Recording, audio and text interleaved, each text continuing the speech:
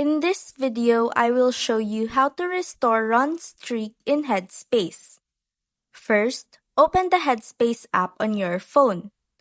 Take a moment to go to your profile at the bottom right corner. Next, tap on Settings at the upper left corner. This is where you can manage all your account preferences. Scroll down until you see Support and tap on it. This is the section where Headspace helps with any issues you might have.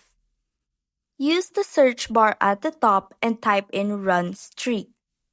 You will see options related to streaks and continuity of your meditation sessions. From here, you can describe your problem. For example, if your streak wasn't recorded or was interrupted. Headspace will provide guidance on how to restore your run streak. After submitting, make sure to follow any instructions they give, and your streak should be updated. And that's how to restore run streak in Headspace.